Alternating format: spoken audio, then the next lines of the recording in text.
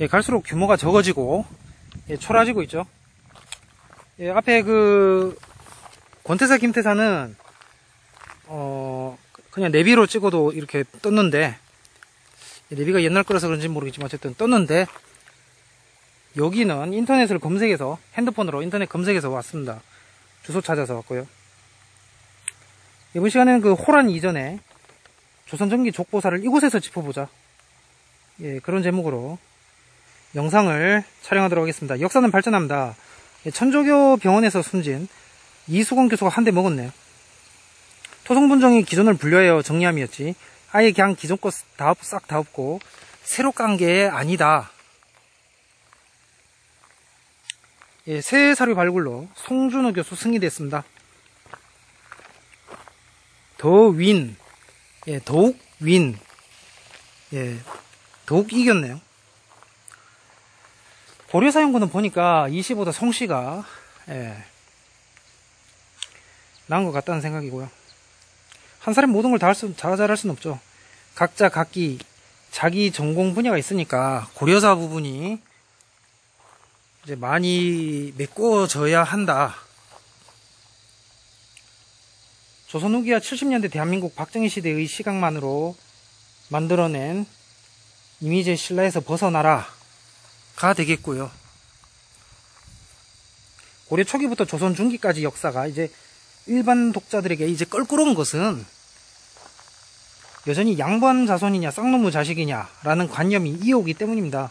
제가 그 누철에 말했죠. 한국은 동아시아의 마지막 남은 성씨 족박 국가라고.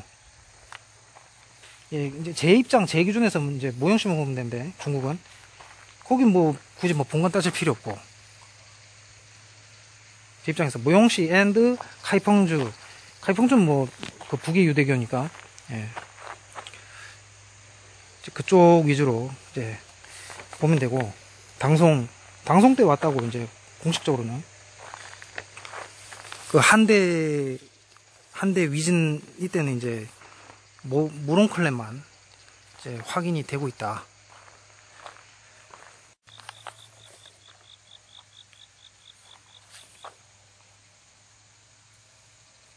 아무튼 그 한국은 파까지 다 봐야 돼요. 마지막 남은 족보 성시학 국가라는 것은 이제 그 필요가 있었기 때문에 이제 그렇게 해둔 것이다. 오늘날까지 파 이렇게 해서 남겨둔 것이고, 중국이나 일본은 일본아예 이제 없으니까, 유대인구 자체가 없었으니까, 하타시도 목이니까.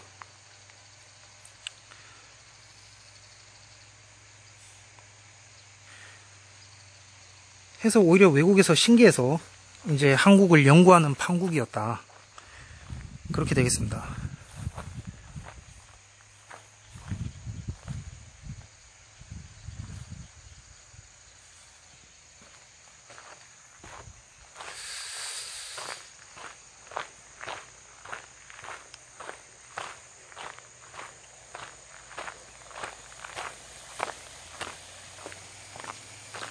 그래서 한국은 껄끄러우니까 그동안 이제 쉬쉬들을 했는데, 이제 그 부분이 오히려 외국인의 입장에서는 이제 자유로우니까 연구가 손쉬웠다는 거. 예. 그러니까 한국은 그 내부적으로는 커밍아웃이 필요했던 거죠. 외압과 내압 둘 다가 있어야 가능했다는 것이다.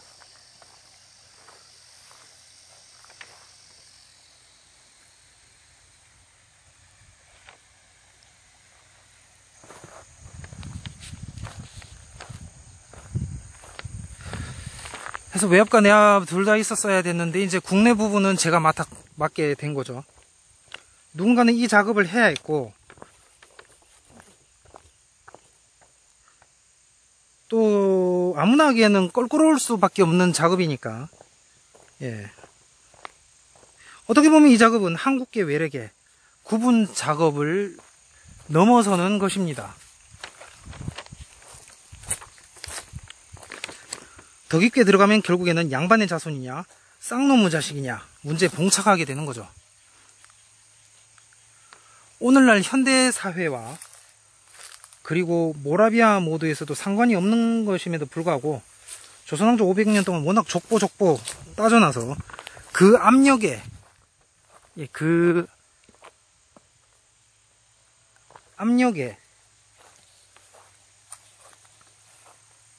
의한 생각이 오늘날까지 한국 사회에 끼치고 있다.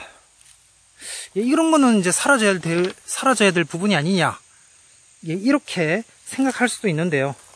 근데 한편으로는 시대적 검증을 받았다는 면에서 머릿속 한켠에 머무르고 있는 자리라는 생각도 듭니다. 무시할 수 없다는 말이 되겠습니다.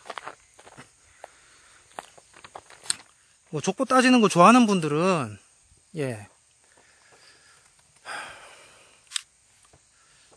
족보 따지는 거 좋아하는 분들은 이낙연 찍겠죠. 이재명 말고요. 그러니까 그런 거죠. 한 표라도 더 얻으려면.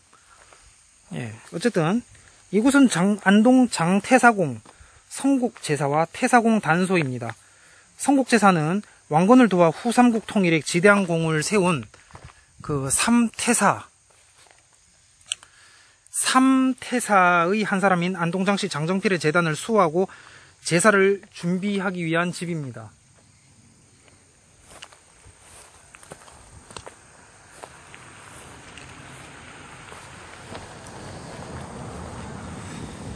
장태사 기원에서 혹자는 당나라에서 왔다고 하는데 글쎄요, 한국계가 아닐까 싶네요. 지석 발굴지 옆에 세워진 이 비석은 1978년에 된 것입니다. 누문인 영휘루, 이건 1978년에 된 것이고, 누문인 영휘루, 아까 제가 봤던 1806년에 건립하고 1853년에 중건하였다.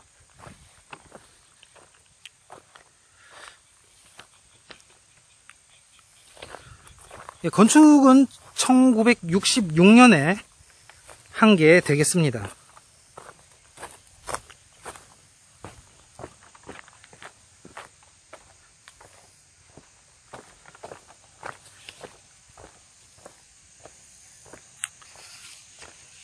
성국제사는 향교 및 서원의 배치 형식을 취하고 있죠.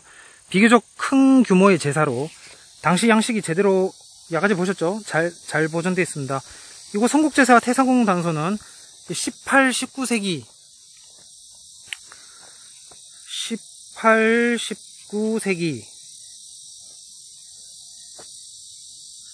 사람인 칠계제 장세규 선생이 문헌과 제도를 따라 중건한 것이라고 합니다. 제단비가 오른쪽에 세워져 있고요. 장태사공 단소도 잘 단장되어 있죠. 1804년 조선 순조 때 동현 익항공이 1427년에 제작한 세종지리진 태사묘의 고문서에서 기록된 삼태사 묘소 위치를 발견합니다. 장태사공 성공리, 김태사공 태장리, 권태사공 능골 3개죠. 해서 고문서 위치와 구전을 근거로 고종을 파묘하였으나 실패하고요. 1842년에 박가운데에 있는 가묘를 파서 깨어진 지석이 발굴되자 나머지 부분을 더 찾으려고 하였지만, 아까 전에 그 연못 보셨죠? 저기 있는 거 1978년 비석 그 아래 연못 더 찾으려고 했지만은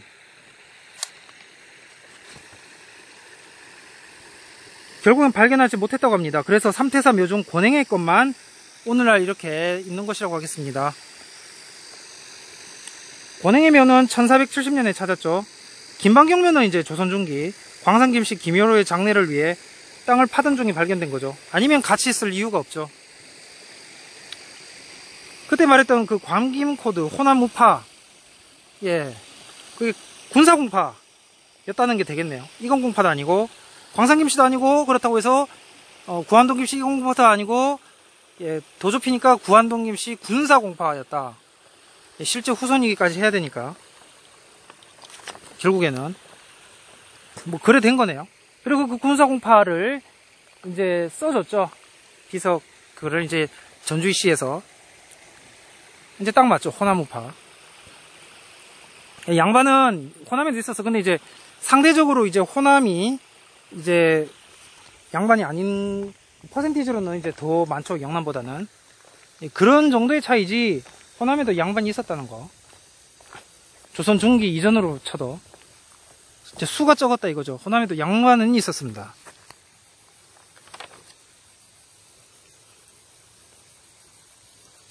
아무튼 김여로가 1534년 죽었으니까 권행면은 조선 초기에, 김방경면은 조선 중기에 찾은 게 됩니다. 중요한 건 둘 다 병자 호란 이전 시대라는 거. 하지만 김선평과 장정필, 혹자는 장길이라고 하는데 아무튼 이 두 면은 아직까지 찾지 못하고 있는 실정이죠. 오늘날 우리가 알고 있는 그 족보 지식은 조선 후기 때, 그러니까 그 17세기 후반에 서 비롯된 것입니다. 1680년대 주로. 경주 김이박, 1680년대를 이제 주로 기준으로 하는 게 되겠습니다. 장태사 신도비문? 뭐죠? 신도비각. 각인가?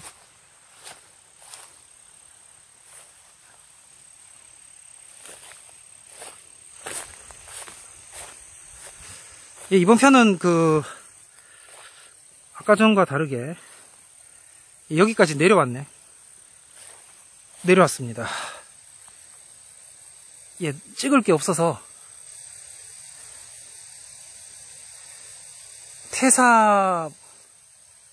태사공 단소,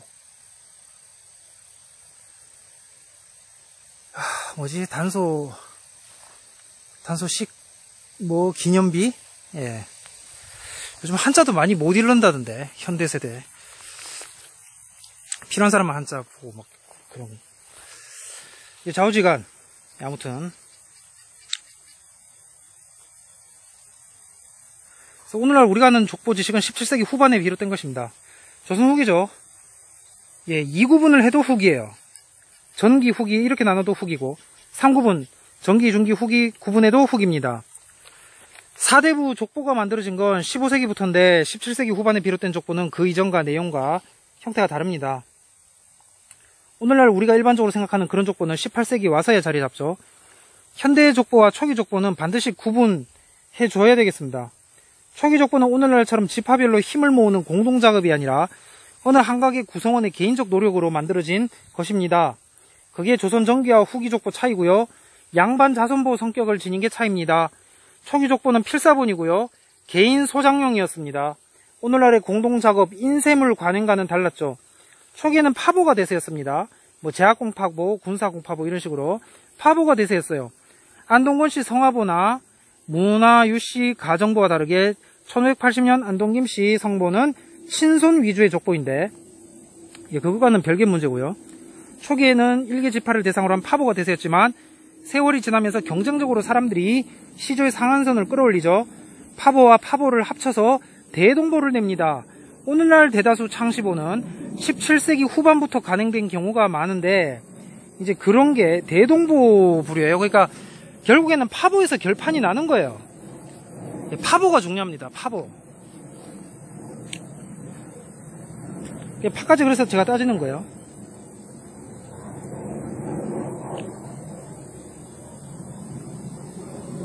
조선조 500년 동안 4000개가 넘는 성관이 있었지만 17세기 전반 이전에 창시보를 내놓은 가문은 20몇 개 가문에 불과하다는 거.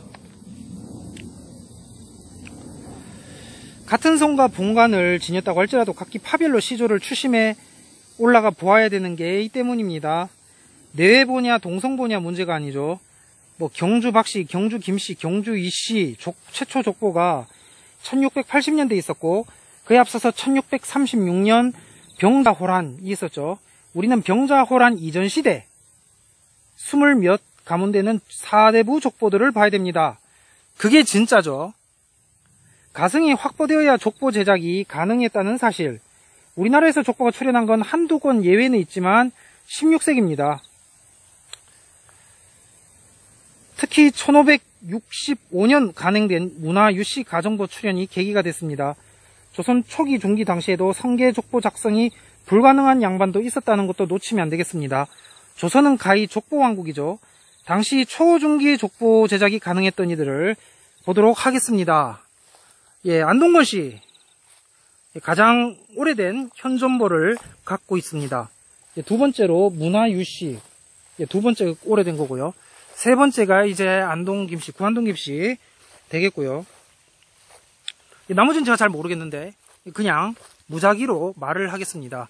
여산송씨, 진성이씨, 양성이씨, 연안이씨, 광주이씨, 창녕성씨, 청주한씨, 전의이씨, 기계유씨, 전주류씨, 평해황씨, 해주호씨, 진양하씨, 전주이씨, 전주이씨는 왕족이니까. 구안동김씨 아까 얘기했죠. 남양홍씨, 당홍파. 이거 파 봐야 돼, 반드시. 아직 구안동김씨 말했을 때는 이제 뭐 제약공학 군사공파 뭐 이렇게 2.5 아니면 2가 더 확실한데 2.0이 확실한데 어쨌든 남양홍씨, 당홍파, 영민씨, 예, 한영조씨 빼야 되고, 예, 조씨 자체가. 그 다음에 한산이씨. 이거 옛날에 해서, 1680년대 이전 걸 해본 것 같은데, 1636 이전이 아니라 1680 이전을 한 것 같은데, 청송심씨, 예, 이것도 빼야 되는데, 영일정씨도 빼야 하고, 예, 동래정씨도 빼야 되고요. 파평윤씨 맞고, 청주이씨, 상주이씨 빼야 돼, 이것도 빼야 되고, 평산신씨, 순홍한씨 빼야 되고요. 예, 능성구씨. 이 정도예요. 한 21, 2? 뭐 그 정도 되네. 한 3, 4개 좀 빼야 되는데. 뭐 거창이씨, 화산이씨, 덕수장씨 오히려 넣어야지. 예. 덕수장씨 맞고요. 거창이씨 아니고, 화산이씨 아니고. 위구르설씨도 지금 많이 못 찾고 있어요. 기하성씨 중에서, 고려시대 기하성씨 중에서는 이제 덕수장씨만 해당이 되는 것 같습니다. 이게 옛날 써서, 예, 1월달 말에 쓴 거죠. 왕씨는 아니고요. 조선 정조 때 만들어졌죠. 신안동 김씨나 풍양조씨도 아니고요. 충주 박씨 경우에는 1694년 아니죠. 조선 고종 때 게재된 걸 근거로 한다고 합니다. 산상김씨 아까 전에 얘기했었죠. 예, 김종직. 근데 몇 연도 얘기는 안 했네. 경호보가 1690년, 연안김씨 보는 1719년, 청풍김씨는 1638년. 그러니까 청풍김씨하고 반남박씨 요 두 개를 기준으로 했을 때 이제 이 이전, 이 둘은 빼줘야죠. 아웃되고 그 이전이 이제 병자호란 이전이란 거예요. 1636 이전 해서 그 평산신씨가 들어가는 거예요. 그래서 연안김씨, 청풍김씨 안 맞고요. 하버드 대학이 창립한 게 1636년이죠. 저는 그렇게 배웠어요. 1636을 병자호란을. 또 동서양 전체 이해에도 요긴하게 쓰고 있어요. 예, 병자호란과 하버드 대학 창립, 동서양 기준. 임진왜란 경우에는 1592, 그러니까 1392가 조선 개국이니까 200주년 되는 해다. 이렇게 저는 이해했습니다. 뭐 2대 정종릉은 북한에 있다고 하지만 실질적인 군주는 태종 이방원이니까 정몽주 띄워주잖아요. 자기 집권을 위해서 권근하고 이렇게 권근 요청으로. 예, 상관없죠. 2대 정종릉은 상관없고요. 남한 문제가 되겠습니다. 예, 그러면 이제 다음 장소로 이동을 하도록 하겠습니다.